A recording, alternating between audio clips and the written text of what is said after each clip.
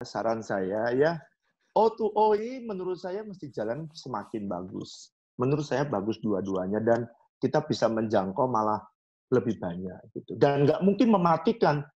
Buktinya dulu saya jalan yang digital, yang just online, YouTube tetap jalan, ini juga tetap jalan. Streaming jalan, ini juga jalan. Nggak mempengaruhi juga. Bahkan lebih banyak yang bisa ditolong. Rasa takut terhadap teknologi dan sebagainya itu mesti diatasi begitu. Karena seperti kita minum obat, yang penting kita tahu indikasi, kontraindikasi, dan juga dosisnya gitu. Itu sebabnya dosisnya juga penting untuk diajar ke jemaat. Jangan sampai jemaat tenggelam di dalam begitu banyaknya pelayanan ini, akhirnya kering sendiri, lalu lonely dan sebagainya, desperate begitu.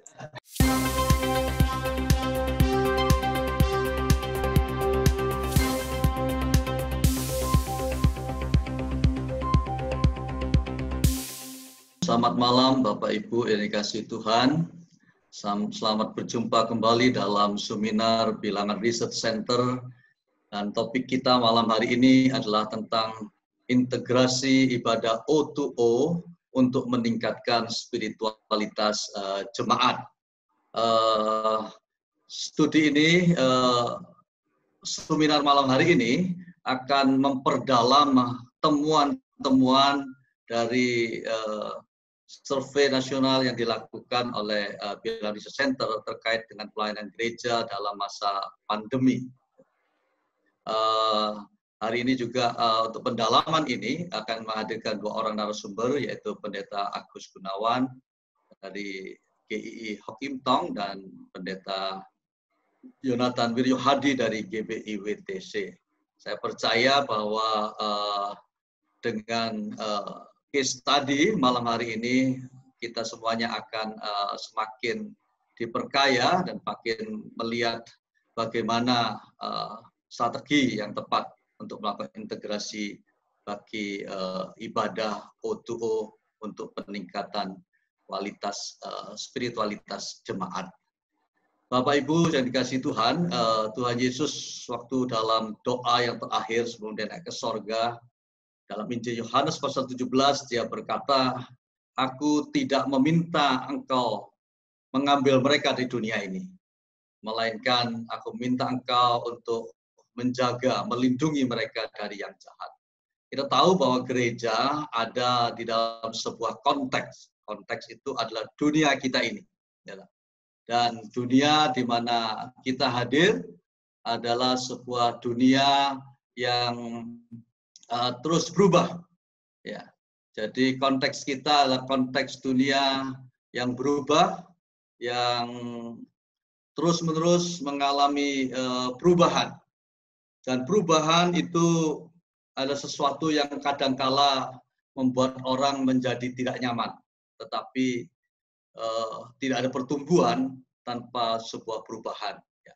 Itu sebabnya kita tahu bahwa masyarakat kita, khususnya di Indonesia, kita tahu saat ini pun walaupun di tengah kemajuan zaman masih ada juga masyarakat yang hidup sebagai masyarakat pemburu, gitu.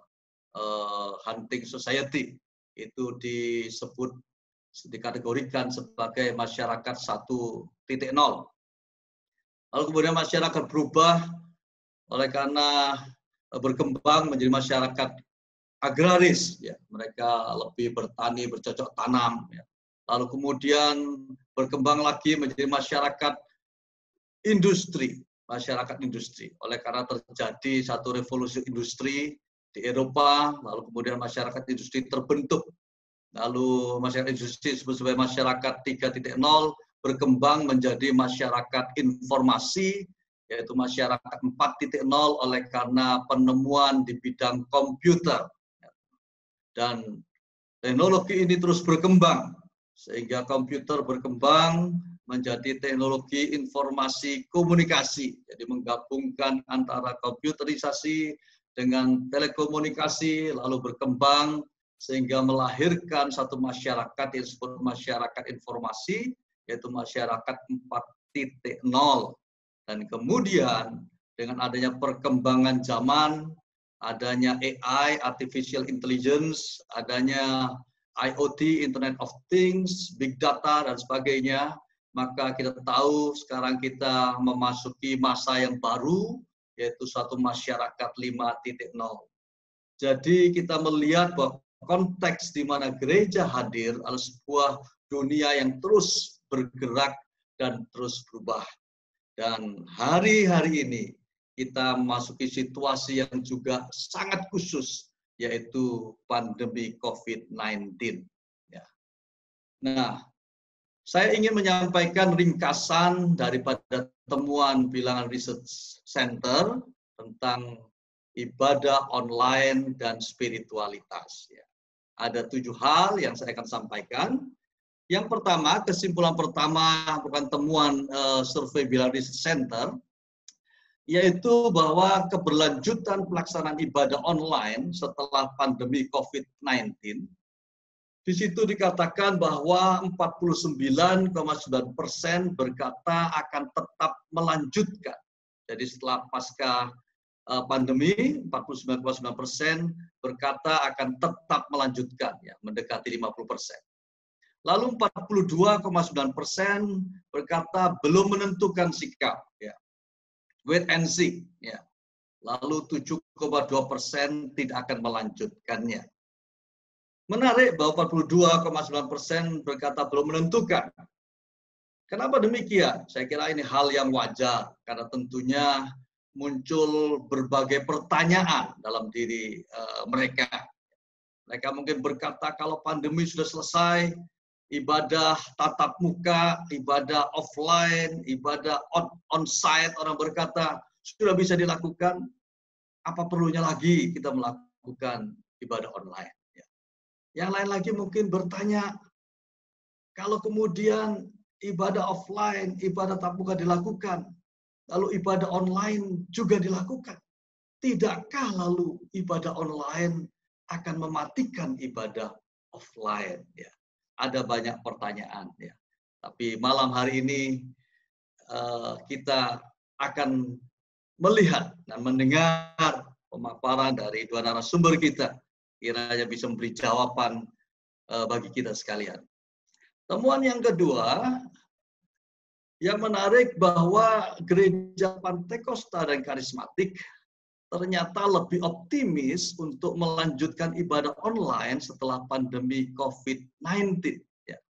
Relatif lebih optimis dibanding gereja Injili dan gereja mainstream. Ya. Di situ tercatat 59,9% dari Pentakosta dan Karismatik berkata mau melanjutkan, lalu 45,7% dari mainstream, sedangkan di Injili 44%. Ya. Memang perubahan membuat orang kadang menjadi tidak nyaman. Ya, perlu keberanian, perlu optimisme, ya, untuk maju ke depan. Nah, kita melihat juga bahwa persentase jemaat, ini kesimpulan yang ketiga, yang ikut ibadah online, jika dibandingkan dan jumlah kehadiran saat sebelum pandemi COVID-19, artinya sebelum ibadah online dibandingkan dengan ibadah offline, ya, sebelumnya, kita melihat bahwa persentase jemaat ada 60%, di bawah 60%, ya, itu persentasenya 24,3%. Jadi jemaat yang hadir antara 61 sampai 80%, persentasenya 31%. Lalu yang antara 81 sampai 100% ada 17,9%, dan yang di atas 100% ada 6,4%. Tentu kita melihat di sini terjadi suatu penurunan dibanding ibadah atau kebaktian biasa yang dilakukan secara tatap muka. Ya, hal ini saya kira lumrah, ya, bisa dipahami karena waktu gereja memulai ibadah online bisa jadi informasi belum merata sampai kepada seluruh jemaat, atau bisa juga ibadah yang biasanya mungkin jam 9, lalu jam 11, lalu berubah menjadi jam 8, ya, lalu jemaat tidak sempat menyesuaikan waktunya. Ya. Beberapa yang lain lagi yang tua-tua mungkin merasa tidak nyaman dengan ibadah online, berpikir, aduh ngapain ya ikut ibadah seperti itu, nggak nyaman lah, mereka tidak bergabung di dalamnya. Sehingga terjadi penurunan. Tetapi yang menarik dari temuan survei Bilan Research Center, setelah 3 bulan proses pandemi ini terjadi, maka terjadi satu peningkatan dari komisi digital yang tadinya hanya ada 41,5% di gereja-gereja, meningkat menjadi 64%. Begitu juga aset digital selama 3 bulan masa pandemi meningkat dari 2 sampai 5 kali. Jadi walaupun gereja dan semua gereja tidak siap menghadapi COVID, tetapi pandemi telah menjadi suatu katalisator, ya, sehingga mendorong gereja untuk beradaptasi, ya, dalam situasi pandemi ini, lalu bisa menyiapkan ibadah online sedemikian rupa bersama dengan komisi digital dan konten-konten yang mereka siapkan. Ini satu hal yang patut kita syukuri, ya, patut kita syukuri. Temuan yang keempat, kesimpulan yang keempat, yang sangat menarik ini, ya, ternyata gereja-gereja kecil, ya, memiliki persentase kehadiran anggota jemaat dalam ibadah online yang lebih tinggi daripada gereja besar.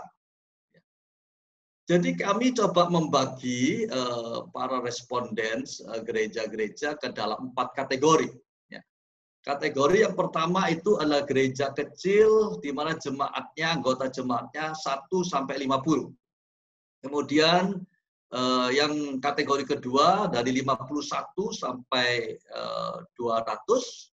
Lalu yang ketiga 201 sampai 500, yang keempat di atas 500. Jadi gereja kecil yang dimaksudkan ini adalah gereja dengan jumlah anggota 1 sampai 50. Ternyata mereka 31,9% memiliki tingkat kehadiran lebih dari 100%. Artinya semua mereka mengikuti ibadah online bahkan lebih dari jumlah jemaatnya. Nah, ini sangat menarik, ya. Ya, tentunya kita bisa memahami, bisa jadi ini adalah faktor engagement dari jemaat, ya, karena jemaat kecil sehingga ikatan sosial menjadi kuat, ya, memungkinkan mereka untuk hadir seluruhnya dalam ibadah online. Tidak terjadi penurunan, malah terjadi peningkatan.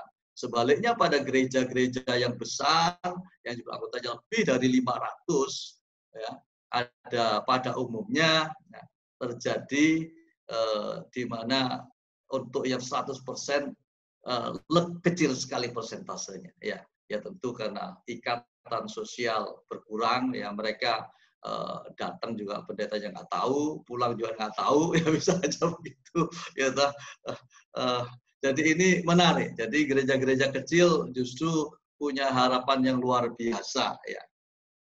Baik. Temuan yang kelima, kesimpulan kelima, setelah dibandingkan antara bulan April dengan Mei, maka 43,4% terjadi kenaikan jumlah viewer, ya, ibadah online. 43,4%. Ya, ini bagus sekali, ya. Kesimpulan keenam, kegiatan dilakukan untuk pengembalaan selama pandemi 91,4% kebanyakan melalui messenger, sosial media, WhatsApp, Line, Instagram, Facebook dan sebagainya.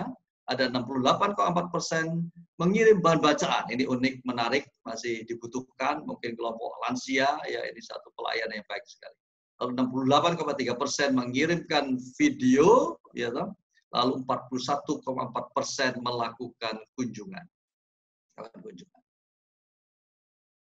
Kesimpulan ketujuh, menurut hamba Tuhan, ya, jadi persepsi hamba Tuhan bahwa tingkat spiritualitas jemaat selama pandemi COVID-19 dikatakan 36,4% mengalami kenaikan. Ya, 26,4% sama saja, 14,8% mengalami penurunan, dan 22,5% berkata tidak tahu. Ya. Jadi inilah 7 kesimpulan dalam temuan survei PRC tentang pelayan gereja dan dalam masa pandemi COVID-19. Ada 3 saran saya mau sampaikan buat kita sekalian dari Bilang Research Center. Yang pertama, betapa penting gereja membuat strategi pelayanan online to offline, ya, terutama bagaimana mengintegrasikan pelayanan online dan pelayanan offline dengan bantuan teknologi dan sumber daya manusia. Yang kedua, perlunya melakukan pelatihan bagi hamba Tuhan dalam hal peningkatan skill digital untuk meningkatkan pengembalaan. Dan yang ketiga, gereja perlu mengevaluasi hal-hal esensial untuk meningkatkan spiritualitas jemaat. Tentunya lewat pengalaman masa pandemi ini menjadi satu pengalaman yang penting buat gereja. Namun ada orang berkata bahwa pengalaman itu adalah guru yang baik. Sebenarnya yang lebih tepat adalah bahwa pengalaman yang dievaluasi itu akan menjadi guru yang baik. Karena kalau apa yang dialami selama masa pandemi, di mana tadinya gereja menjadi pusat, center, church center, lalu sekarang oleh karena masalah pandemi, lalu gereja seakan-akan pindah ke rumah-rumah. Ya, sekarang gereja menjadi family center, ya, maka tentunya hal-hal ini menjadi sesuatu yang perlu dipikirkan. Hal-hal esensial apakah yang penting untuk meningkatkan spiritualitas jemaat. Ya. Kiranya ini menjadi masukan buat gereja Tuhan. Ya. Baiklah, tidak berlambat, ya. Segera kita akan masuk kepada pemaparan dari para panelis. Ya. Baik. Tentu saja hadir di tengah kita Pak Pendeta Agus Gunawan dan Pendeta Yonatan Wiryo Hadi. Pak Agus hadir, Pak Agus? Ya, Pak. Baik, kita akan segera memberikan waktu kesempatan pada Pak Agus Gunawan, Pendeta Agus Gunawan untuk menyampaikan pemaparannya tentang integrasi O2O, ibadah O2O untuk peningkatan spiritualitas jemaat. Silakan Pak Agus. Ya, selamat malam Bapak-Bapak Ibu semua. Terima kasih Pak Hans sudah memberikan kesempatan untuk kami sharing. Saya akan gunakan waktu yang singkat ini untuk sharing sesuai dengan tema yang diberikan, khususnya berkenaan dengan digital ministry dan juga tentang spirituality, ya, tentang pertumbuhan akan kerohanian. Ya, di dalam hal ini saya rasa yang tadi disampaikan akan pergumulan kita itu sebenarnya isunya adalah mengenai respon teologis dan budaya dan kaitannya dengan media teknologi dan juga dengan kaitan dengan kerohanian.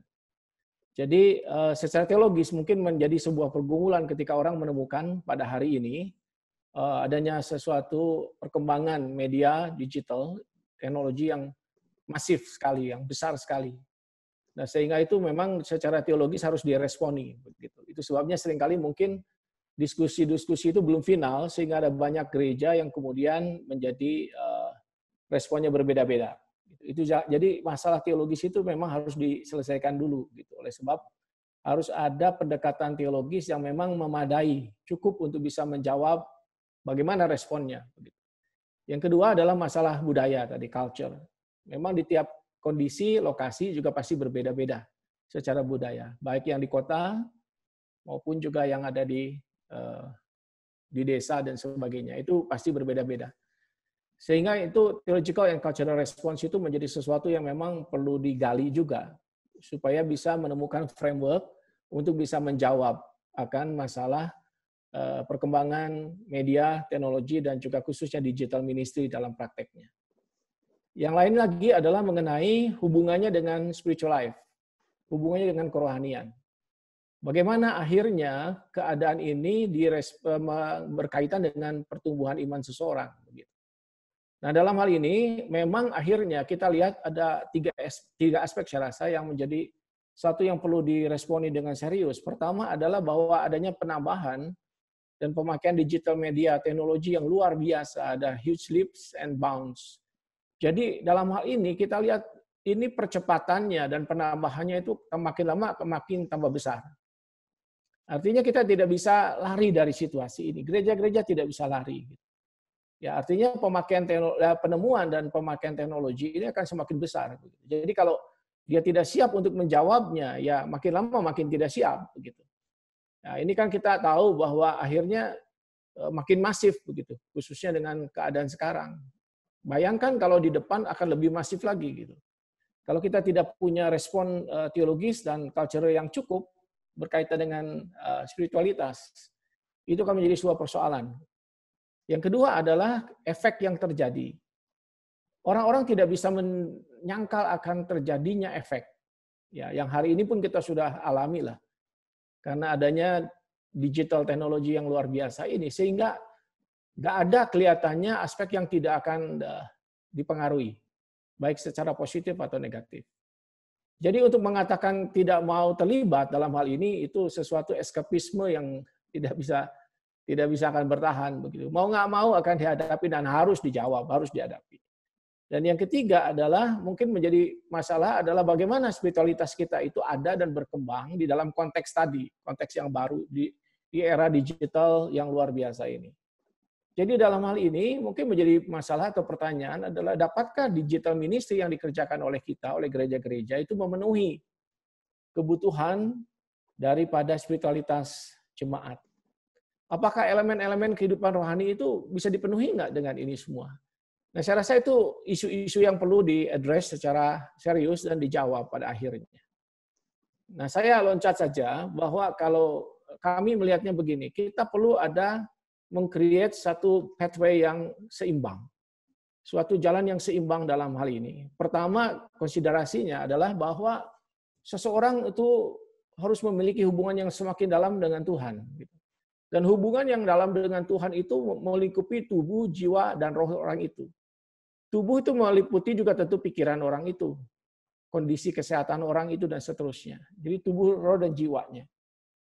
Nah, dalam hal ini artinya ketika seorang berhubungan dengan Tuhan, spiritualitas itu harus menjadi spiritualitas yang utuh. Tidak bisa cuma sebagian-sebagian. Biasanya kita bicara tentang 3H, ya, 3H, head, heart, and hands. Pikiran, hati, dan juga tangan kita. Jadi harus utuh itu semua. Itu baru kita sebutkan spiritualitas Kristen yang benar, karena dia utuh.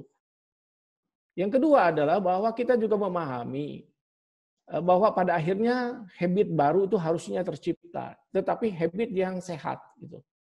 Tadi saya katakan di awal bahwa kita tidak bisa lari dari perkembangan-perkembangan yang ada ini. Yang bisa kita lakukan adalah tetap menciptakan sebuah habit yang healthy, yang sehat. Nah, berkaitan dengan teknologi, dengan digitalisasi di mana-mana, itu sebenarnya kita harus memiliki satu worldview yang memang memadai tentang teknologi. Apa sih kata Alkitab tentang teknologi? Bagaimana orang Kristen memandang teknologi? Dan bagaimanapun kita itu harus tetap punya dominion terhadap teknologi. Kita tidak jadi budak dari teknologi. Hal yang ketiga adalah yang perlu kita pikirkan kaitannya ini adalah pertumbuhan kerohanian seseorang itu kan terjadinya juga di dalam komunitas.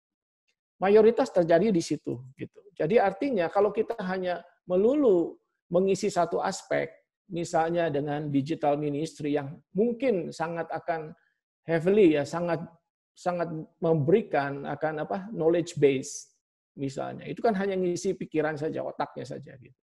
Nah, apakah terjadi pertumbuhan di situ? Kalau orang itu tidak bergaul dia dengan yang lain.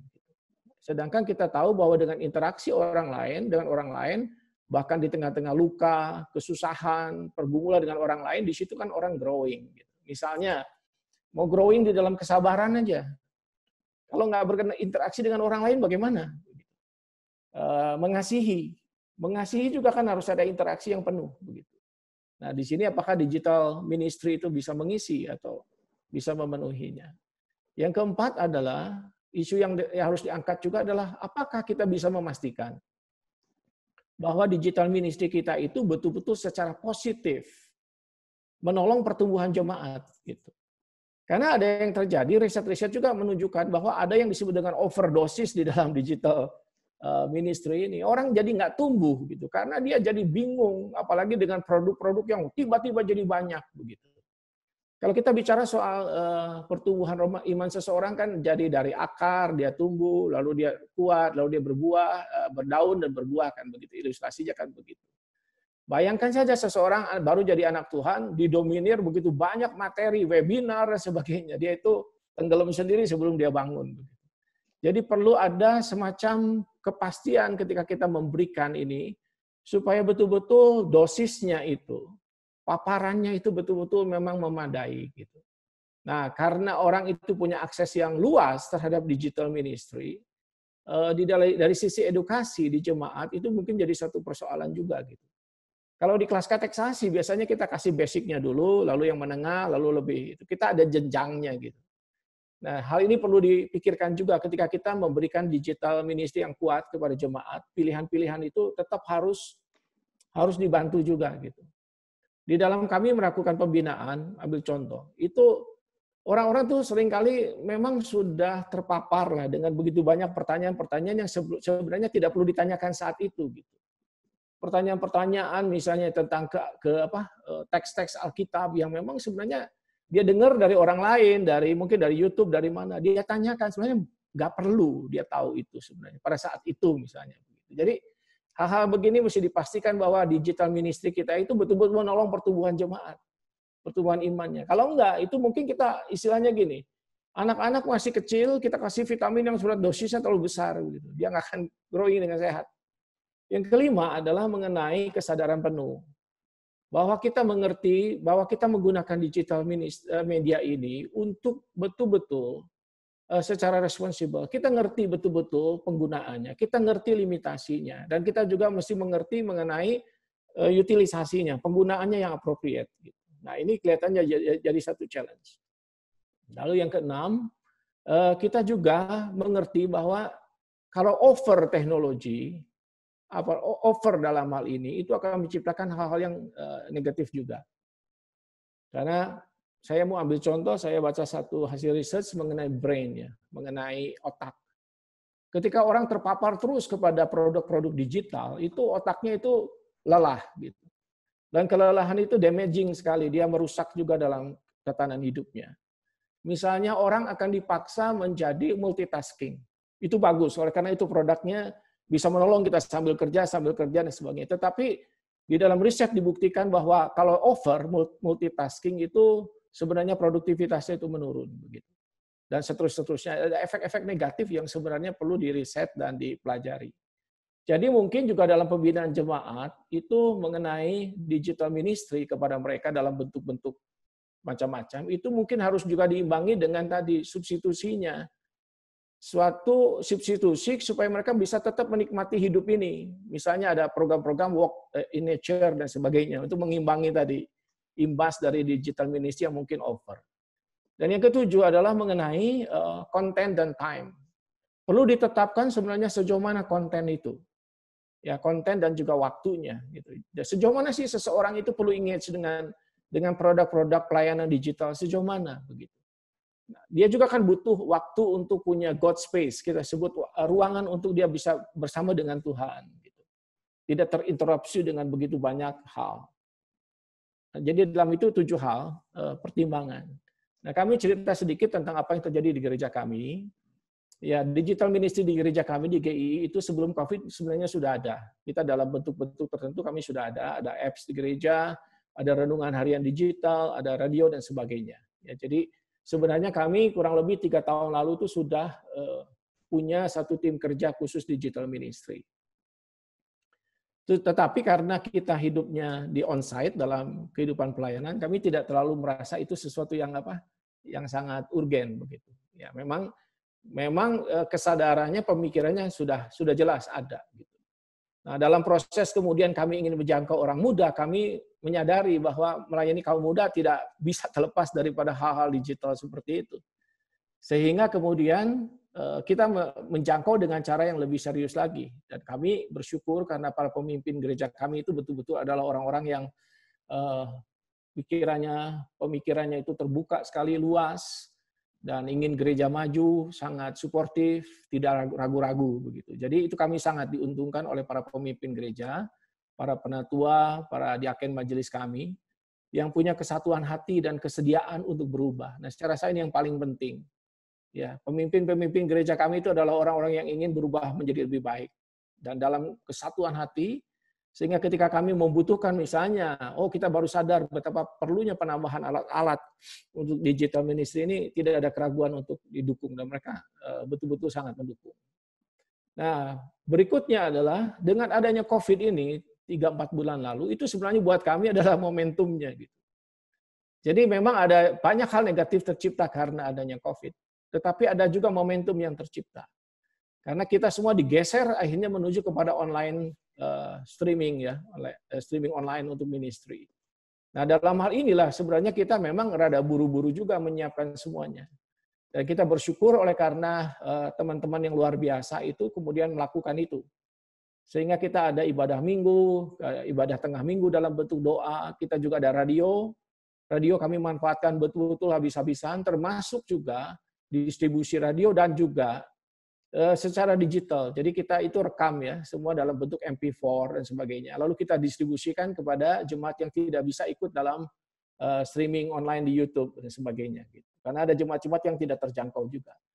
Kita beli USB speaker dan sebagainya, kita distribusikan. Karena kita ingin memastikan bahwa seluruh jemaat kami itu betul-betul mendapatkan akses. Nah, meskipun kami juga sadar ada sebagian kecil mungkin yang sampai sekarang itu belum bisa kami akses. Mereka mungkin oleh karena kondisi-kondisi tertentu itu masih kesulitan. Tetapi intinya adalah gereja dalam beberapa bulan ini kami betul-betul merasa bertanggung jawab memberikan makanan rohani kepada jemaat. Mulai dari hari Minggu dan seterusnya sampai ke beberapa minggu berikutnya. Baik dari anak-anak maupun remaja, kaum dewasa sampai kepada orang tua dan sebagainya. Termasuk pelayanan itu kita kerjakan dengan cepat. Jadi intinya adanya COVID ini sebenarnya membuat digital ministry yang tadinya sebagai satu komisi begitu, sebagai satu unit, sekarang itu kami sudah sangat yakin bahwa itu harus menjadi main ministry, salah satu main ministry kami. Bahwa harus ada perubahan yang sangat cepat, itu menjadikan jalur pelayanan utama. Kami ada beberapa jalur pelayanan utama ya kan, yang betul-betul dipentingkan. Dan ini pun dipentingkan sekarang, oleh karena ada beberapa sasaran yang harus dikejar. Nah, itu ada beberapa tahap. Tahap yang pertama tentu tahap yang sudah lewat adalah mula-mula di mana kami juga belajar. Ya, kami cukup sulit juga belajar, tetapi kita bersyukur karena anak-anak muda itu cepat sekali responsif. Kalau ketika kami ada Zoom misalnya dengan 100 anak muda volunteer, itu mayoritas mereka involved dalam ministry ini. Sekarang ini sudah ada lebih dari 40-50 orang yang terlibat dalam waktu singkatnya, dalam waktu singkat. Kemudian juga kita akan masuk tahap pematangan di tahap yang kedua dan ketiga adalah tahap outreach yang lebih luas, baik di Indonesia maupun juga di mancanegara. Karena kami juga ada 2 gereja di luar negeri, di Singapura dan di Amerika. Sehingga itu juga perlu. Nah, ini saya cepat saja strateginya, beberapa hal yang mungkin bisa dan kami rindukan dilakukan. Pertama adalah hybrid ministry. Jadi kombinasi antara online dan offline itu kami akan jalankan. Oleh karena itu kami butuh satu sudut pandang yang baru. Jadi digital ministry ini adalah satu instrumen yang hari ini at hand kita miliki. Hari ini gereja sangat bergantung kepada itu sebenarnya. Kami nggak membayangkan kalau waktu itu kami nggak siap. Dari bulan Maret itu ketika COVID-nya meluas di area kami, area kita, kalau kita tidak cepat-cepat, wah kita akan kerepotan. Tapi kita bersyukur. Itu sebabnya kita melihat ini sebagai sebuah instrumen kelengkapan yang luar biasa dan juga kesempatan yang besar untuk pelayanan dan misi. Ambil contoh rekan-rekan kami di pelayanan misi menggunakan online ministry khususnya untuk mengajar, menolong anak-anak di pedesaan sampai di NTT, di Papua, di Kalimantan, di mana-mana. Dan kita melihat itu sesuatu yang luar biasa. Begitu cepatnya mereka mengaplikasikan untuk menolong anak-anak yang kesulitan di desa-desa di Indonesia. Kedua adalah memaksimalkan benefits daripada digital ministry tadi. Ini sebenarnya kan kita tahu bahwa ada banyak kemudahan, efisiensi, murah, biaya, dan seterusnya. Itu yang kita akan maksimalkan. Yang ketiga adalah kita perhatikan juga sekali lagi mereka yang tidak punya akses. Nah, jemaat kami adalah jemaat sebenarnya jemaat yang cukup tradisional. dan juga berjenjang dari generasi ke generasi, dari yang usianya masih baby sampai kepada usianya 90-an itu ya. 90 tahun di gereja kami itu ada begitu. Jadi kami memiliki orang tua di kami itu hampir 200 orang yang usianya 85 ke atas. Dan itu kan menjadi satu pelayanan yang memang challenging sekali untuk menolong mereka dalam situasi ini. Jadi ada mereka yang tidak punya akses. Dan juga kita harus memperhatikan yang keempat adalah aspek-aspek yang tidak tercakup di dalam digital ministry. Tadi, meskipun itu sangat manfaat pelayanan digital ministry dalam berbagai bentuknya, kami ada banyak berbagai bentuknya. Tapi kami juga mengerti bahwa ada hal-hal yang tidak tercakup atau terpuaskan. Maka kemudian kita perlu mengisinya itu, dan itu kami lagi bergumul. Yang kelima adalah mengenai next generation. Kami merekrut kaum muda secepatnya karena mereka adalah kaum yang paling antusias dengan digital technology. Gitu. Jadi kalau menyuruh yang sudah senior-senior agak susah. Tetapi yang muda itu betul-betul mereka memang ada di sana, mereka mampu, mereka cocok, mereka kreatif. Yang keenam adalah kami juga akan mengembangkan learning dan partnership dengan institusi lain. Artinya memang kami bukan, tadi disurvei oleh Pak Hans juga, bahwa gereja kami, Gereja Injili, memang rada ketinggalan dalam hal ini. Jadi teman-teman yang lain sudah di depan. Kita lagi ngejar, lagi sprint Pak, lagi ngebut.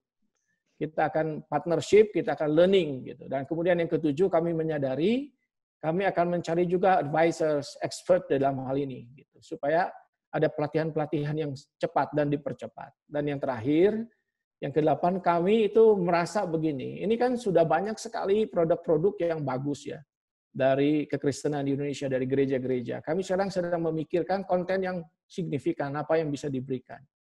Kami sedang memikirkan pemikiran-pemikiran baru apa, begitu. Karena sebenarnya sudah banyak ya, jemaat kami juga, kami tahu sekarang sudah, kebaktian ini nggak cuma di kami tuh, ada yang suka jajan-jajan sudah. Hari Minggu tuh jajan 2-3 kali kebaktian, ikut gereja lain dan sebagainya.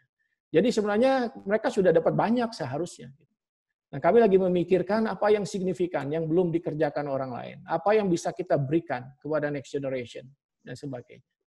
Ya kurang lebih itu saja Pak Hans dari kami. Sharing, terima kasih kesempatannya. Terima kasih Pak Agus. Sharing yang luar biasa sekali. Terima kasih, saya percaya kita diberkati. Baik, kita akan beralih kepada Pendeta Yonathan Wiryo Hadi. Pak Wiryo, mari silakan Pak bisa membagikan presentasinya. Oke, terima kasih Pak Hans. Selamat malam untuk semua teman-teman hamba Tuhan dan para pelayan Tuhan di manapun saudara berada. Boleh bahan saya mulai di-share? Oke. Nah, saya akan mulai dengan yang general lah ya. Bagaimana mengintegrasi ibadah online to offline untuk meningkatkan spiritualitas jemaat. Saya akan mulai di masa-masa pandemi ya.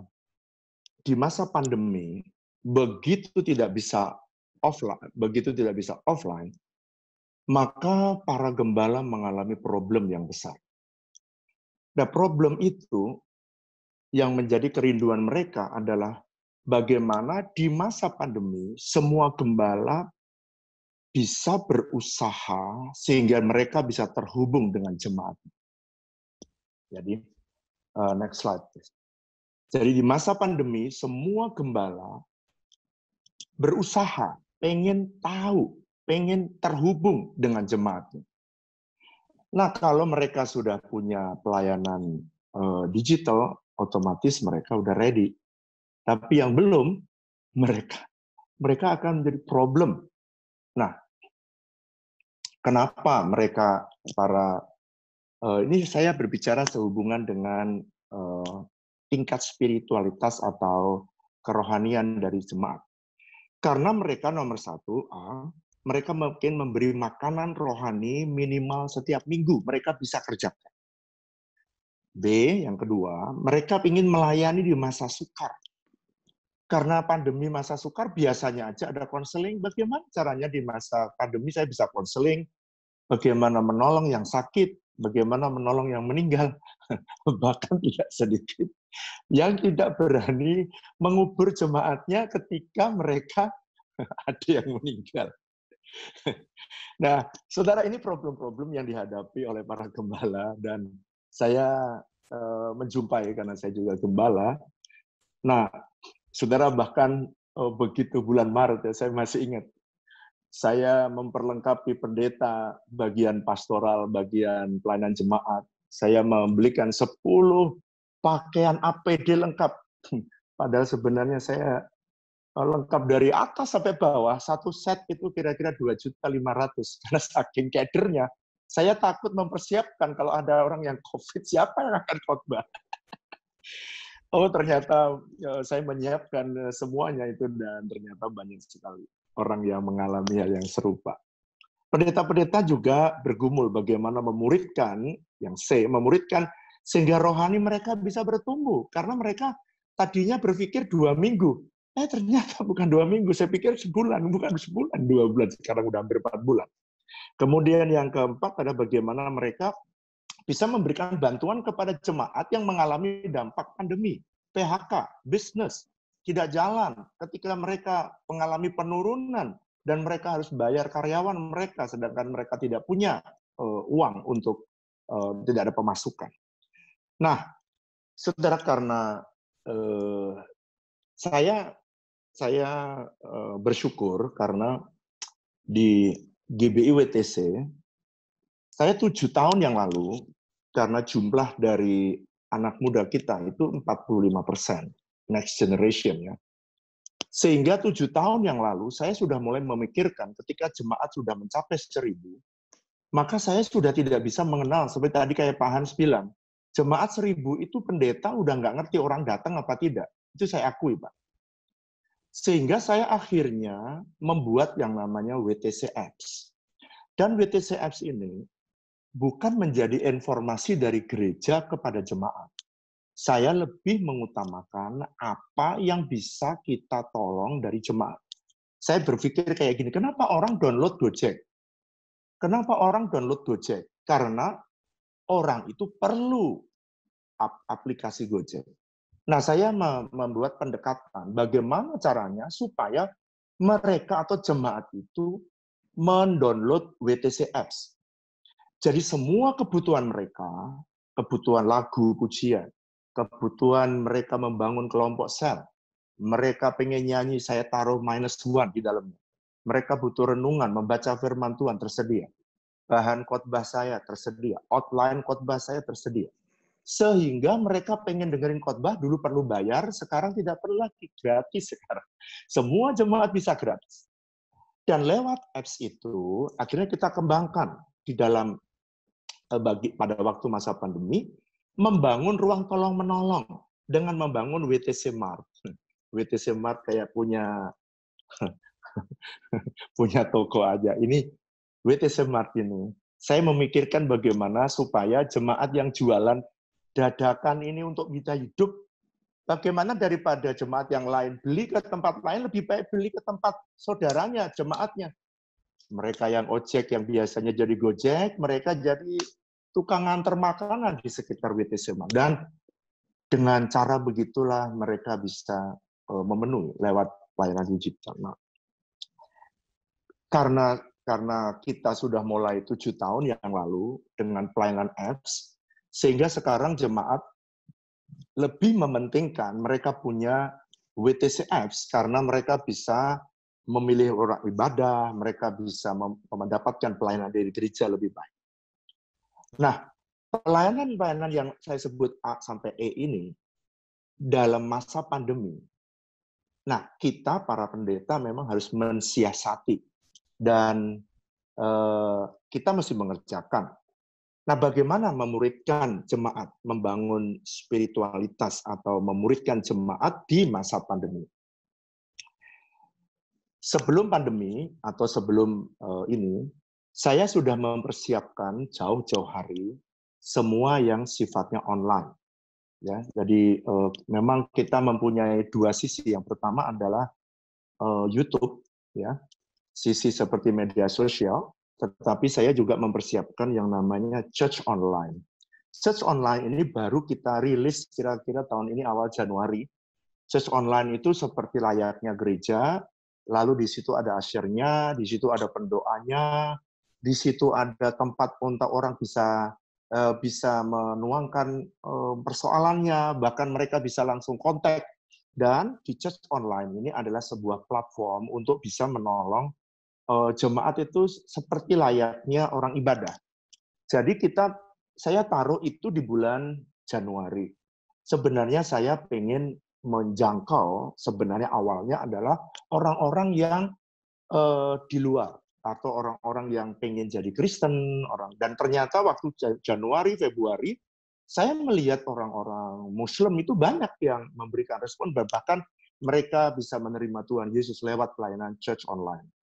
Nah, begitu Maret terjadi persoalan negara kita dan dunia, maka saya melihat bahwa ini tidak bisa lagi hanya untuk orang luar. Jadi sekarang saya membawa pelayanan pertama untuk melayani jemaat melalui church online.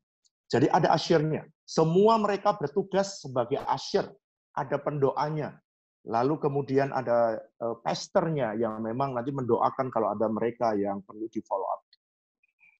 Tetapi ternyata church online ini perlu kuota yang lebih besar. Jadi ada jemaat yang bilang, Pak, bisa nggak kalau saya pakai YouTube? Kalau church online, mereka harus seperti ibadah. Seperti kalau di WTC ada 5 kali ibadah, maka dia jam 7 ibadahnya, dia ikut di kebaktian jam 7, jam 9, jam 11. Jadi mereka pada ikut. Tapi kalau di YouTube, mereka bisa melakukan anytime, ya semaunya, bisa jam 7 bisa, 7:15 bisa, makan dulu bisa. Nah, sebenarnya saya kurang menghendaki itu. Tetapi karena itu banyak HP yang tidak bisa church online, jadi mereka bisa YouTube, akhirnya kita YouTube. Ada yang nggak bisa YouTube karena masih tinggi, perlu Facebook, kita buka Facebook. Jadi untuk semua kalangan kita buat supaya jemaat bisa, tapi seperti Pak Agus tadi sampaikan, gimana kita bisa melayani mereka sampai di level yang paling rendah. Nah, saya ingin mengungkapkan beberapa hal yang fakta di masa pandemi ini. Fakta yang pertama adalah di tengah pandemi, semua orang itu bahkan jemaat lebih sering mencari Tuhan. Jadi ada survei, bukan survei BRC, tapi survei dunia, itu salah satu yang meningkat, bisnis yang meningkat, katanya ya. Nomor 1, itu adalah masalah rohani. Nomor 2, masalah makanan, bisnis yang meningkat. Ketiga, rumah sakit atau kesehatan. Dan di masa-masa pandemi, acara rohani sangat diminati karena memang jemaat rindu mendapatkan tuntunan Tuhan dan arahan Tuhan. Next slide. Kenapa begitu? Karena mereka dalam keadaan susah, sehingga mereka itu rindu. Dan ini kesempatan bagi para pendeta. Nah, ini kebutuhan mereka, menuntut pendetanya, menuntut hamba Tuhan, untuk bisa memberikan makan kepada mereka. Kalau pendetanya siap dengan firman Tuhan, ya mereka akan menerima makan. Kalau yang nggak siap pendetanya yang sebulan cuman khotbah sekali, waduh saudara, ini masa pandemi ini ujian yang terberat menurut saya. Sebab gembala harus bisa siap anytime untuk bisa khotbah dan memberikan makan, bisa setiap minggu karena tidak bisa mengharapkan orang lain. Dia sebagai pendeta, sebagai gembalanya. Dan kemudian semua jemaat di masa pandemi ingin mendapatkan kekuatan secara rohani agar bebas dari khawatir dan stres. Lalu mereka sebagian besar, mereka banyak waktunya mengisi waktu yang berguna, biar dulu tidak sempat belajar, dia pengen belajar. Itu sebabnya saya menggunakan masa 3 bulan ini, mengeksplor semuanya, yang tadinya tidak bisa dikerjakan dengan online, saya kerjakan seluruhnya di masa pandemi ini. Dan dengan modifikasi, karena tim media, tim digital ini sudah jalan beberapa waktu yang lalu, sehingga setiap kali saya bilang, saya mau bikin ini, mereka sudah ready. Saya bikin ini, mereka sudah ready. Mengisi waktu. Lalu kemudian mereka memerlukan terobosan-terobosan, serta mujizat-mujizat yang sakit perlu mengalami kesembuhan, yang mereka mengalami kesulitan keuangan, mereka perlu mendapatkan kebenaran, yang bisnis mereka lagi dalam kesulitan. Saudara, ada banyak meningkat perceraian di masa-masa pandemi, karena biasanya ketemu 3 jam, 4 jam, sekarang ketemu 24 jam. Lu lagi. dan terjadi pertengkaran yang tidak sedikit. Dan yang saya melihat begitu banyak konten rohani dimakan oleh jemaat karena mereka ingin mengenal Tuhan semakin intim ya di masa-masa susah seperti ini. Dan masa susah adalah masa yang terbaik untuk manusia atau jemaat bisa mengenal Tuhan lebih baik. Nah, saya sebagai gembala mewakili teman-teman yang ada di gereja ya sebagai gembala pasti punya pergumulan yang berat ya. Nah, bagaimana karena platform sudah kita siapkan, nah bagaimana caranya gembala-gembala memuridkan jemaat untuk meningkatkan spiritualitas atau kerohanian mereka di masa pandemi. Saya minimal untuk memuridkan mereka ada 4 hal yang harus dikerjakan. Dan ini yang saya lakukan. Nomor 1, kita bisa memuridkan mereka melalui ibadah raya.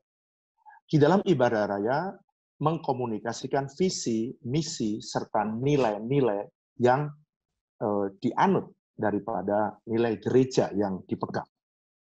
Di ibadah raya itu biasanya saya minggu pertama dan minggu ketiga saja. Tetapi saya melihat ini kesempatan orang-orang yang biasanya tidak bisa di cabang yang tidak bisa saya khotbah, biasanya saya bisa 3 bulan sekali atau 4 bulan sekali saya datang ke cabang itu. Sekarang dengan cara ini saya bisa menjangkau seluruh cabang yang saya tidak pernah datang, dan sehingga saya bisa khotbah setiap minggu supaya mereka saya bisa akselerasi. Tadinya saya bahan khotbah 4 harus 2 bulan, sekarang bahan 4 bisa sebulan. Saya bahan khotbah 10 tadinya harus 5 bulan, sekarang hanya 3 bulan udah selesai. Jadi itu terjadi akselerasi pertumbuhan jemaat untuk mencapai visi gereja. Yang kedua, biasanya saya ada melakukan pemuridan di dalam kelas untuk mengajarkan apa? Prinsip-prinsip firman. Agar jemaat bisa jadi pelaku, bukan cuma tahu firman, tapi bagaimana melakukannya. Mereka harus dimuridkan di dalam kelas. Nah, kelas ini saya sebut sebagai transformation class, perubahan-perubahan hidup mereka. Ada TC01, TC02, TC0, sampai yang ke-7 ya, TC07. Itu semua kelas, saya berpikir dulu tidak bisa dilakukan. Tapi begitu saya heran sekali, begitu saya buka kelas Zoom, dan saya bilang, biasanya saya minggu tidak bisa mengajar, sekarang minggu saya bisa mengajar kelas itu, karena minggu sekarang masih online, sehingga saya khotbah, tidak ada di sana badan saya bisa melayani mereka di dalam kelas ini yang saya tidak pernah kerjakan. Sehingga saya tidak, biasanya kelas itu dihadiri cuma 50 orang, saya heran sekali, karena mereka punya waktu, mereka butuh Tuhan. Satu kelas itu bisa mencapai 250 atau 269, satu kelas. Dan itu membuat akselerasi pertumbuhan jemaat lebih baik. Dan yang ketiga, memuridkan jemaat melalui kelompok sel. Awal tempat saya namanya Verset. Bagaimana saya mendorong mereka? Menurut saya ini ada golongan yang tadi seperti Pak Agus sampaikan. Mereka yang sudah paham dengan digital, mereka itu langsung paham dengan Zoom. Kalau tidak, maka saya membuat pelatihan, ada orang yang sengaja saya suruh untuk mengajari mereka bagaimana menggunakan kelompok sel sampai mereka bisa membangun kelompok sel. Dan kemudian yang keempat adalah bagaimana mereka bisa membaca firman Tuhan, menyediakan firman Tuhan dan renungan firman Tuhan setiap hari. Dan itu sudah kita siapkan melalui apps. Jadi keempat ini yang biasa saya kerjakan di offline, ternyata empat-empatnya semua bisa kita kerjakan secara online. Jadi saya tidak di masa-masa pandemi ini, kalau misalnya saya ditanya oleh Pak Hans, misalnya, saya lebih bisa maksimal ngasih makan, Pak. Dan jemaat merasa selama ini gua nggak bisa dapat ketemu sama gembala gitu ya, senior pastor, dia nggak bisa dapat langsung, sekarang dia bisa dapat langsung setiap minggu begitu. Nah, itu salah satu keuntungan besar, dan buat saya karena memang saya senang membekali mereka sehingga akan membuat mereka bertumbuh. Nah, kebaktian O2O selama pandemi. kalau ini dijalankan, ya dua-duanya, waduh saudara, kalau saya sih memang sebelum pandemi juga sudah O2O, jadi ya offline ya jalan, online ya jalan, karena memang kita punya streaming yang dimana ada gedung yang berbeda dan mereka English service, mereka harus dengarkan visi, jadi saya memang sudah ada semuanya sebelum pandemi. Kelebihannya apa? Kelebihannya adalah bisa melibatkan banyak orang karena waktunya available. Next slide. Kelebihan yang kedua, gembala bisa mengajar yang biasanya tidak pernah dia mengajar di dalam pemuridan kelas, di dalam kelas-kelas yang pemuridan yang kecil nggak pernah bisa ngajar karena memang waktunya hari Minggu semuanya untuk kebaktian yang besar. Bahan yang didiskusikan, ya, yang mengikuti jumlahnya sekarang lebih besar. Jadi kalau ditanya apakah, ya jumlahnya lebih banyak. Jumlah jemaat yang, jadi kalau saya lihat orang ibadah, ada yang dari jemaat WTC ada di San Francisco, ada yang dari Inggris, ada yang dari New York. Dan saya lihat mereka bisa ikut masuk karena mereka bisa memasuki church online yang bisa diakses. Bahan-bahan juga bisa disampaikan baik pemuridan maupun di offline dengan menggunakan Zoom atau menggunakan PPT yang layaknya seperti ibadah biasa, dan mereka bisa juga breakout, mereka bisa diskusi, mereka seperti layaknya. Jadi kita mesti kreatif para gembala untuk membuat supaya jemaat juga enjoy, bisa menikmati. Saya memuridkan setiap hari Selasa kepada para pemimpin, saya bisa kerjakan seperti layaknya tidak ada pandemi. Dan itu sangat bagus. Nah, selain ibadah-ibadah yang tadi dikerjakan, justru saya di tempat di online di masa pandemi ini, justru kecuali yang memang penting yang sudah memang kita kerjakan, di tempat saya menggembalakan, saya hanya mengerjakan yang betul-betul yang diperlukan oleh jemaat. Nah, waktu pandemi, saya melihat kebutuhan yang sangat-sangat mutlak. Kecuali yang tadi saya sebutkan, ternyata mereka masih membutuhkan. Kita punya namanya doa fajar. Biasanya doa fajar itu, kalau offline, maka dihadiri 500 orang. Tapi begitu doa fajar, sama-sama jam 5 pagi, hari Sabtu, jadi ternyata orang yang susah lebih banyak. Jadi yang akses langsung bisa sampai 850, tapi yang mengikutinya bisa lebih dari 2.500. Kenapa? Karena memang orang membutuhkan tuntunan. Jadi ternyata sangat efektif sekali. Yang kedua, ini yang saya tidak punya offline, saya buat namanya mesbah doa. Setiap Senin, karena Selasa saya memuridkan para pendeta, para pemimpin, saya bikin Rebo ada khusus untuk acara, untuk para bisnis dan sebagainya. Saya bikin Kemis lagi.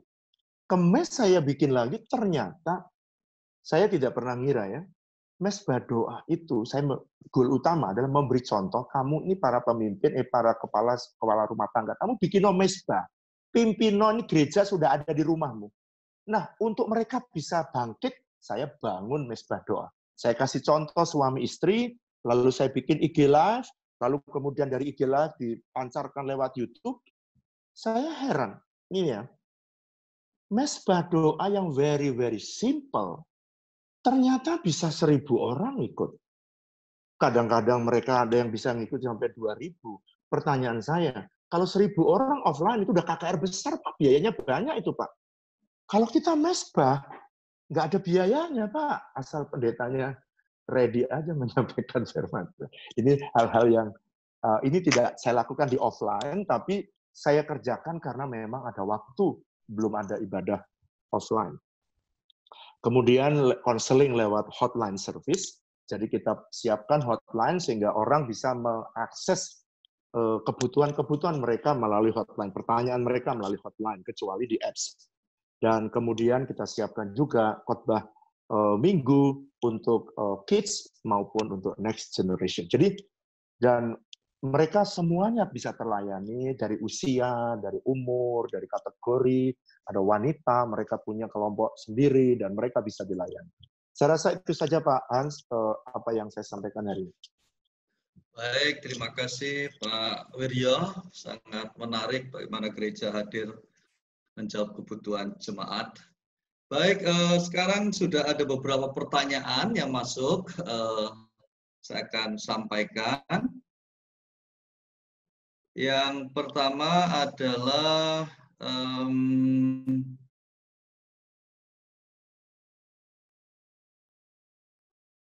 tentang strategi.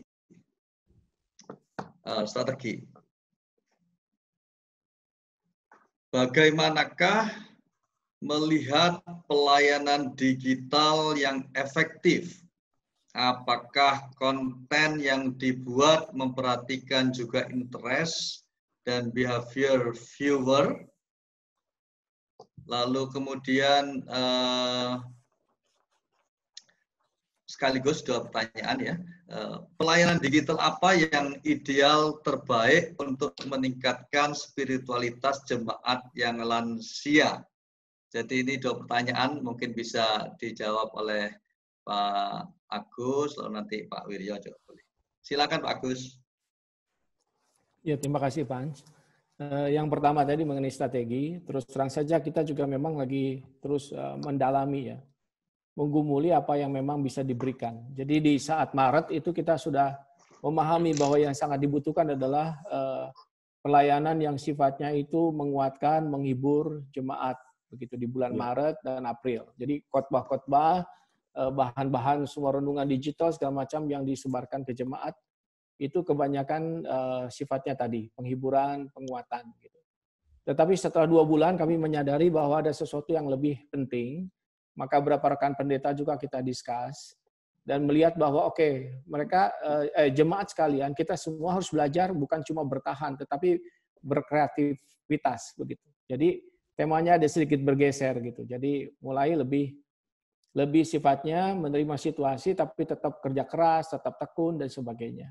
Nah, ini memasuki bulan Juni kita itu memang masih dalam tema yang sifatnya tadi bahwa kita itu mempergunakan segala sesuatu yang ada ini untuk bertahan tapi juga untuk maju. Jadi tetap looking forward begitu. Nah, dari bulan Juli ke Agustus ini kita sedang terus saja. Jadi kami punya mekanismenya, kami ada forum pendeta yang menggumuli keadaan jemaat karena di lokasi-lokasi gereja kami juga di situ ada penggembalaan, ada interaksi begitu. Kita dapatkan dari mereka masukan-masukannya. Jadi apa yang menjadi tema itu? Konten apa yang dibutuhkan? Nah, kami juga memperkuat, selain itu kami juga memperkuat akan sisi-sisi pelayanan gereja kami. Misalnya, pertama dalam pemahaman BBK, Alkitab. Kami mengadakan serial khusus mengenai seluruh Alkitab. Survei Alkitab, lalu isi Alkitab, perjanjian lama, perjanjian baru. Dan di luar dugaan yang ikut banyak sekali. Gitu. Termasuk juga misi. Nah, kami memperkuat mengenai misi. Nah, itu juga banyak yang ikut. Lalu kami juga memperkuat mengenai care group. Ya. Kami juga ada kelompok kecil namanya care group. Yang tadinya 300 sebelum pandemi, kami sekarang push bersama, mendorong bersama, maka tercipta 120 pemimpin yang baru. Jadi kami mengharapkan ada dalam 3 bulan ini 120 care group yang baru. Gitu. Jadi dalam masa ini sebenarnya kita lihat ada banyak peluang untuk melakukan itu. Jadi tema-tema itu sebenarnya kami terus terang aja bergumul bersama untuk melihat konteks yang berubah dalam khususnya di Indonesia apa yang berubah begitu. Dan kami memberikan makanan karena kami tahu bahwa program yang lama yang diasumsikan itu tidak bisa jalan semua begitu.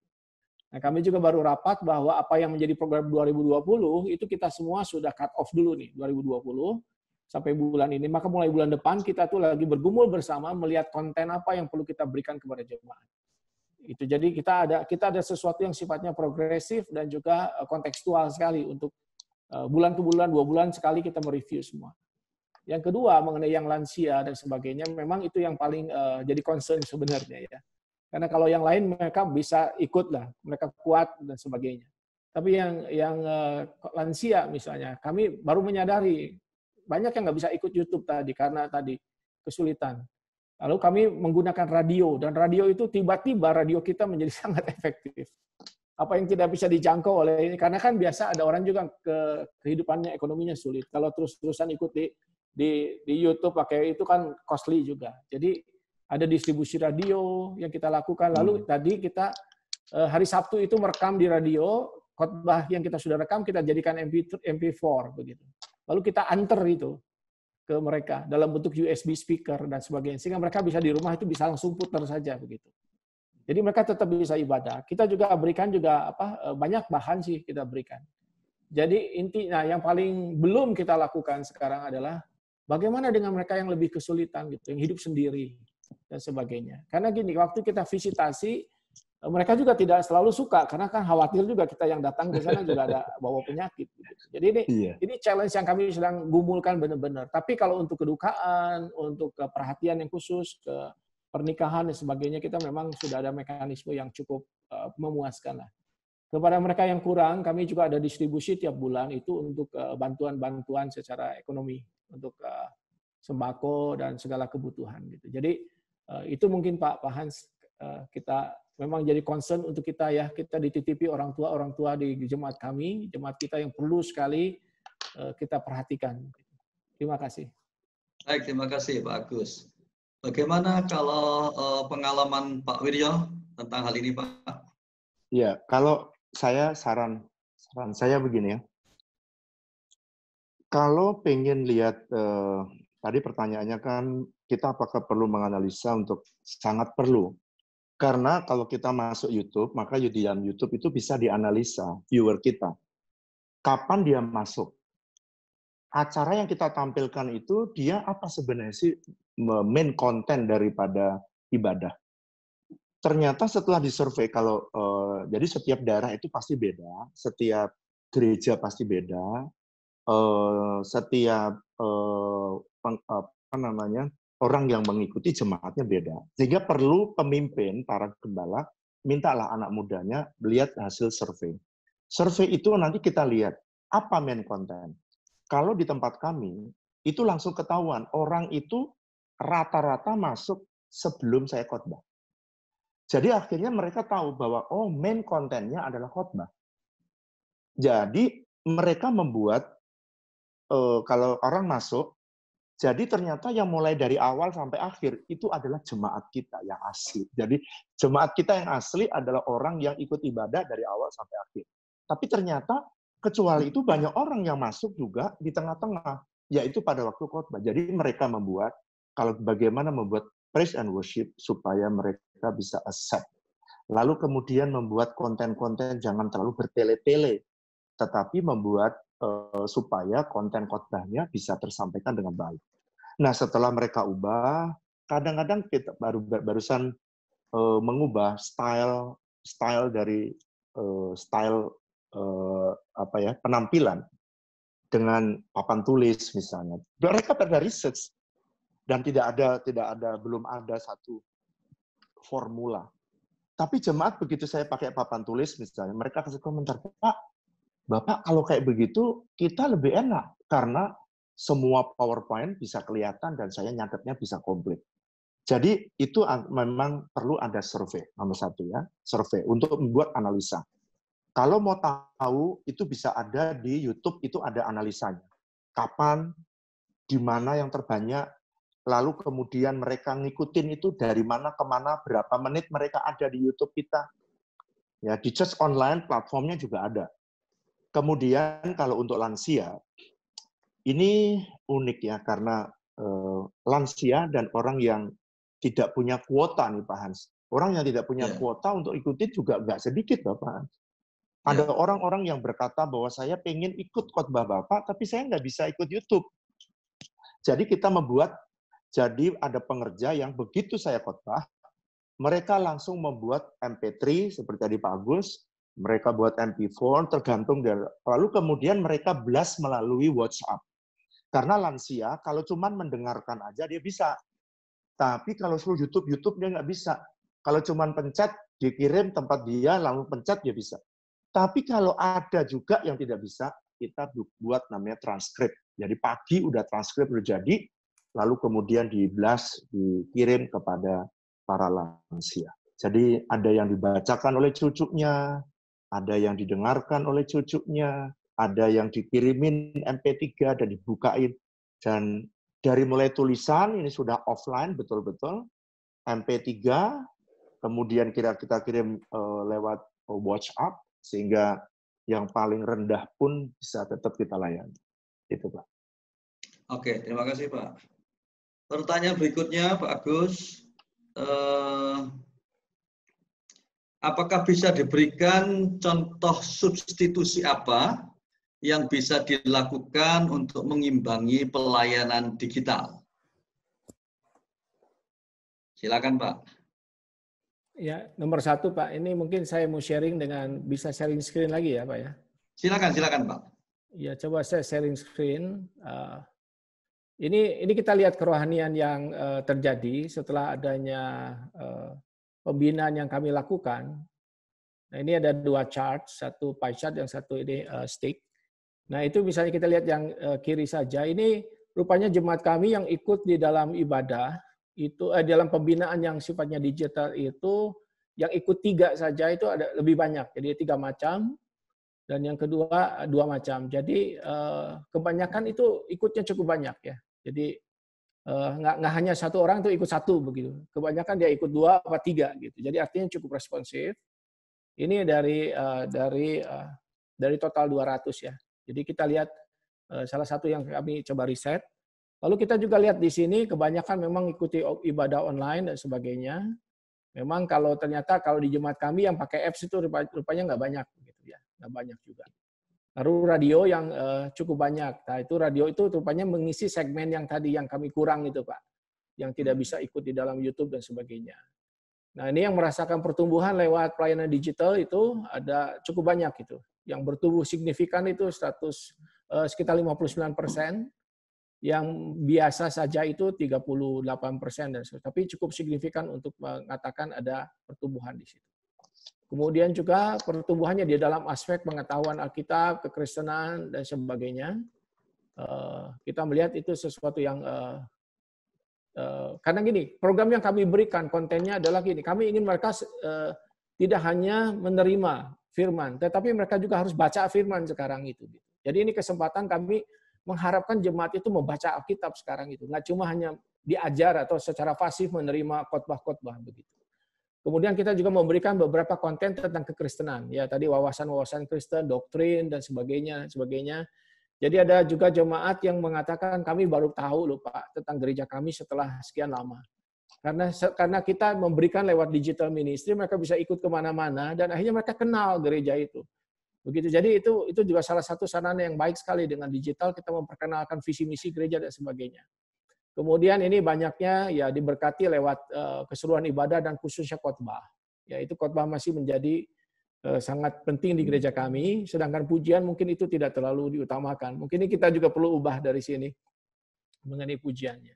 Cuma utamanya keseluruhan ibadah sudah memberkati, dan kemudian apa yang dirasakan hilang itu sebenarnya adalah rasa kebersamaannya. Ya, rasa adanya kebersamaan yang sangat hilang. Nah ini tadi berkenaan juga begitu. Bagaimana kita itu menjawab? Nah ini kita sedang gumulkan. Bagaimana caranya ini?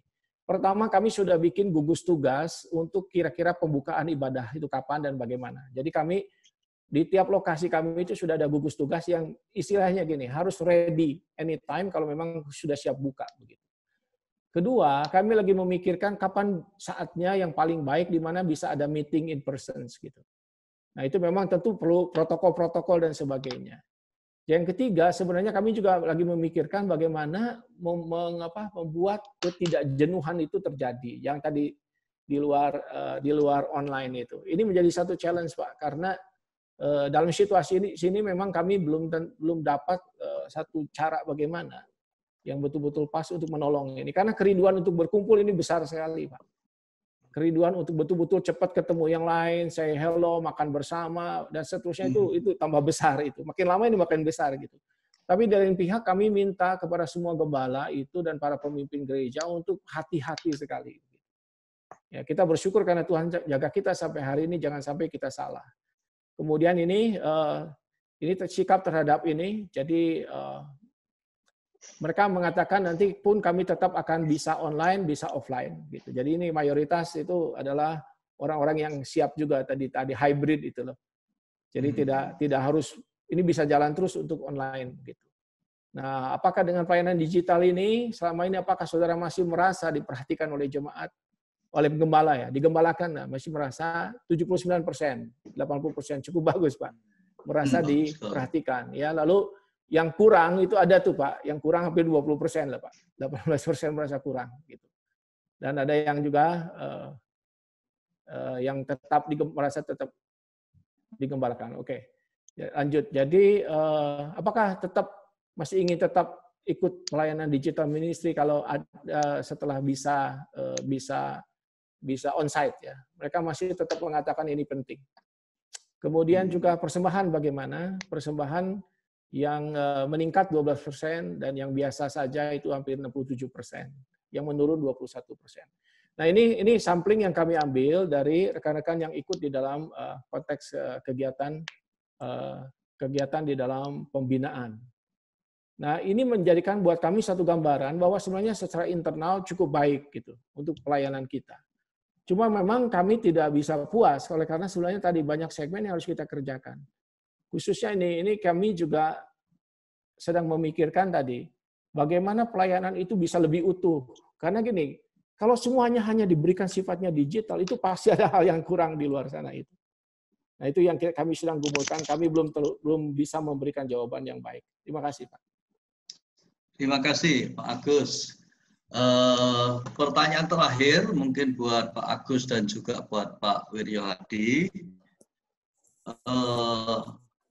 Kalau misalnya ini kita masa pandemi sudah selesai, lalu kemudian sekarang ini kan jemaat masih tidak banyak gereja yang membuka pintunya buat kebaktian. Tapi seandainya itu mulai dibuka, lalu bagaimana integrasi O2O ini akan dilakukan? Hal-hal apa yang akan hal-hal positif apa yang bisa dilakukan, lalu hal-hal negatif apa yang mungkin sangat menjadi catatan dalam prosesnya. Sebab kadang-kadang ada beberapa yang merasa takut bahwa nantinya malah terjadi efek negatif dari kedua ibadah yang dilakukan. Kira-kira strategi efektifnya seperti apa, Pak? Silakan, mau Pak Wiryo dulu atau Pak Agus? Silakan Pak Wiryo. Mari Pak Wiryo, silakan Pak Wiryo. Oke. Yang karena sebenarnya karena saya di gereja kami itu udah jalan offline dan online dari sudah sejak lama, Pak. Jadi kita integrasinya menurut saya justru semakin bagus kalau dari pengalaman kita beberapa tahun ini. Kenapa semakin bagus? Karena kita bisa menjangkau orang-orang yang tadinya misalnya contoh, tadinya dia kebaktian di tempat kita. Dia pengen mendapatkan kebenaran firman Tuhan. Misalnya ada orang yang semua yang kalau dia sudah lama berjemaat di situ, walaupun dia di Amerika, di Australia, dia tetap pengen mendengarkan itu. Nah, nggak usah ibadah minggu, Pak. Ibadah doa fajar saja yang tidak wajib. Itu aja saya lihat ya dari Dublin, dari Irlandia, dari Australia, dari New York, kenapa mereka ternyata itu kebutuhan. Jadi menurut saya justru bagus. Jadi O2O kalau menurut saya dua-duanya jalan, ada yang bisa dijangkau dan seperti tadi Pak Agus sampaikan, kebutuhan yang hilang dari online adalah kebutuhan fellowship, kebutuhan kebersamaan. Itu sampai jemaat kapan. Nah, seperti itulah ya. Jadi saya bisa ngerti, walaupun tidak disurvei pun pasti kebutuhan itu akan sangat tinggi karena sudah 4 bulan, hampir 4 bulan. Nah, jadi menurut saya, saran saya ya, O2O ini menurut saya mesti jalan semakin bagus. Menurut saya bagus dua-duanya dan kita bisa menjangkau malah lebih banyak gitu. Dan nggak mungkin mematikan. Buktinya dulu saya jalan yang digital, yang just online, YouTube tetap jalan, ini juga tetap jalan. Streaming jalan, ini juga jalan. Nggak mempengaruhi juga. Bahkan lebih banyak yang bisa ditolong. Luar biasa.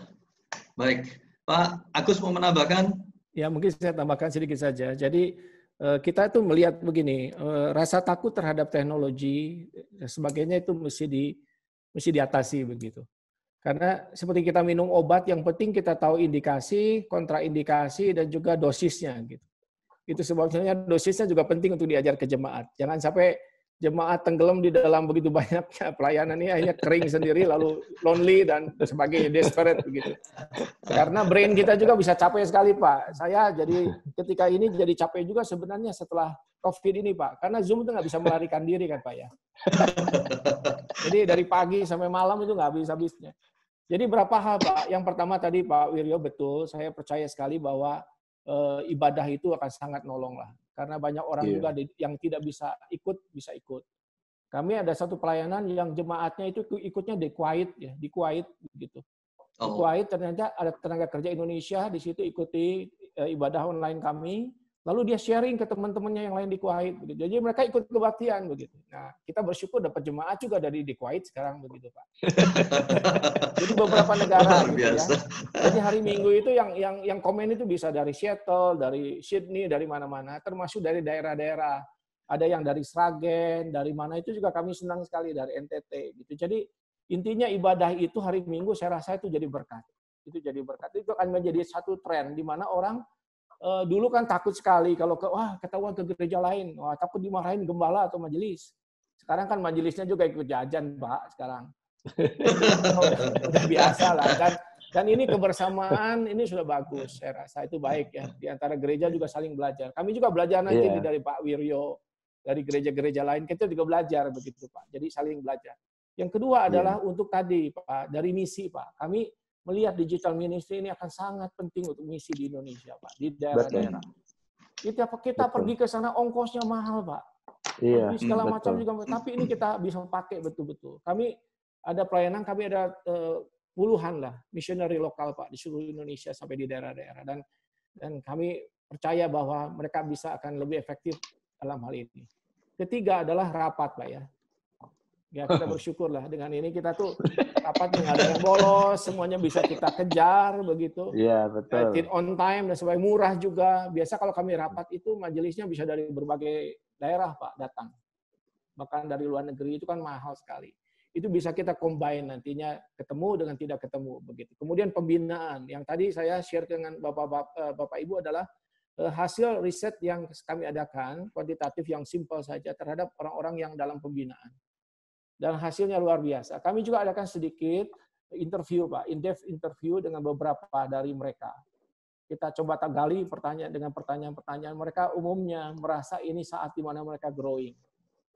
Karena biasa kita kasih mereka bahan pembinaan, lalu ada interaksi, tanya jawab dan sebagainya. Lalu kita ada guided ya, ada guided tadi, karena kita bikin paket-paket sehingga kami harapkan ayo kita dorong semua. Jadi saya sih melihatnya positif saja, dengan digital ini akan menolong jemaat bertumbuh, meskipun tadi kita harus sadar batasan-batasan yang dimana kita harus juga berhenti di situ. Terima kasih, Pak. Terima kasih Pak Agus, terima kasih Pak Wiryo Hadi. Baru-baru ini saya dapat informasi ada satu jemaat yang sudah memulai ibadah offline minggu lalu. Lalu mereka kaget karena yang datang itu adalah yang tua-tua, yang di atas 60 tahun. Jadi ini rupanya meneguhkan ya, yang tua-tua sudah ingin ketemu, ya, jadi itu fellowship itu nggak bisa digantikan. Ya. Jadi terima kasih, rupanya ini perbincangan kita hari ini betul-betul memberikan satu perspektif yang sangat kaya tentang integrasi ibadah online dan offline ya. Kita melihat bahwa ibadah online adalah sesuatu yang memang tidak bisa kita hindari, tapi harus dihadapi, dan kita melihat dari perbincangan tadi bahwa ada banyak sekali benefit yang baik sejauh kita bisa meng-create satu balancing di antara keduanya. Dan hal yang menarik tadi dikatakan bahwa baik dari Pak Agus maupun Pak Wiryo Hadi, mereka memulai dengan menjadikan ibadah O2O sebagai jawaban atas kebutuhan jemaat, ya. Baik itu kebutuhan jemaat berdasarkan kategori usia, kebutuhan jemaat berdasarkan masalah sosialnya, ya, dan analisis, ya, seberapa jauh jemaat kebutuhannya, dan itu sungguh-sungguh menjadi sebuah jawaban, ya.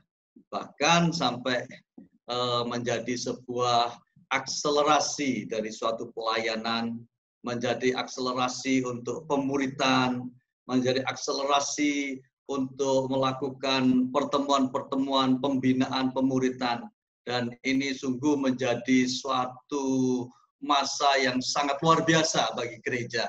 Justru di masa pandemi seperti ini, maka gereja dibawa dalam suatu situasi yang dahsyat, ya, untuk bisa lebih efektif, lebih efisien dalam melayani jemaat. Sehingga jelas tadi dikatakan, beberapa jemaat lewat survei dikatakan mereka merasa pertumbuhan rohaninya semakin kuat, semakin dekat dengan Tuhan. Saya kira pelayanan gereja menjadi pelayanan yang semakin dekat di hati masyarakat, di hati jemaat, bahkan mereka jemaat dikatakan semakin mengenal visi misi gerejanya. Terima kasih Pak Wirjo dan Pak Agus.